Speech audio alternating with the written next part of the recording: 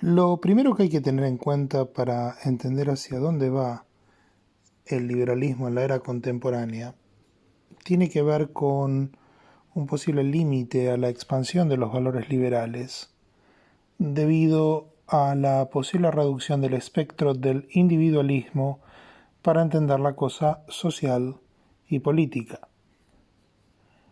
El espectro del individualismo se ve reducido debido a la incapacidad cada vez más creciente de materializar las grandes expectativas económicas a las cuales el ser humano, sobre todo aquel que habita el mundo occidental, ha sido acostumbrado. El siglo XXI estará influenciado por factores domésticos y externos que acotarán la hegemonía del liberalismo en el plano político. La proliferación de diversas amenazas en el campo internacional y en el campo doméstico llevarán indefectiblemente a una reducción del hiperindividualismo que ha caracterizado los esquemas políticos establecidos en el periodo que sucedió al fin de la Guerra Fría. La idea de lo político como cosa personal ha ocasionado una visión instintiva de los problemas que aquejan al espectro social y una emocionalidad que está fundamentalmente guiada por la voluntad de promover intereses personales. La capacidad de los estados nacionales de ejercer un control cada vez más inmersivo sobre la ciudadanía reducirá la posibilidad de expandir los valores del liberalismo, los cuales se basan en la primacía de lo personal por sobre lo colectivo.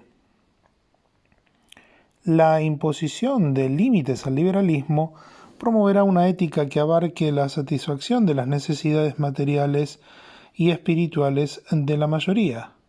De hecho, las calamidades económicas, sociales y políticas que azotan al mundo moderno hacen que los estados nacionales deban atender de manera cada vez más perentoria a las necesidades de la población en su conjunto.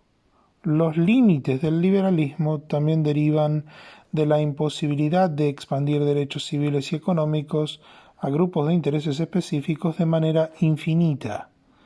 Por otra parte, estos derechos solo pueden materializarse de manera efectiva si están ligados a la realización de un proyecto para el bien común, y mucho más en épocas donde las diversas colectividades nacionales se ven impactadas por sucesos que están fuera de su control.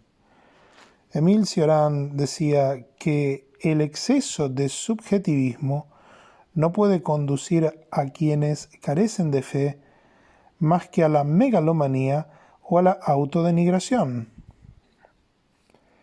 El exceso de liberalismo que informó la configuración del sistema político establecido luego del fin de la Guerra Fría fue responsable de exacerbar el sentido de isotimia prevalente en las sociedades occidentales. Esto significa que una cantidad cada vez mayor de individuos se arrogan el derecho de obtener beneficios que no se condicen con su capacidad de contribuir al espectro colectivo. Las amenazas que existen en los planos doméstico e internacional deberán conducir al redescubrimiento del sentido profético encapsulado en las grandes tradiciones religiosas, ya que no existe posibilidad de llenar vacíos espirituales gigantescos mediante el otorgamiento infinito de derechos civiles y de una posible redistribución económica. Volviendo a Cioran, el filósofo rumano apuntaba que la relación hombre-eternidad podía ser un refugio ante las grandes tragedias que informaban la relación hombre-historia. Las tragedias que azotan al mundo moderno acelerarán el proceso que llevará al redescubrimiento de lo sacro, ya que este fenómeno será el mejor instrumento para sobrevivir al acotamiento de derechos civiles y económicos. La historia de las sociedades occidentales de las últimas 2 centurias está marcada por un significativo progreso material. De todas formas, ese progreso material que ha sido erosionado en la última década no consigue crear un sentido de satisfacción en el individuo.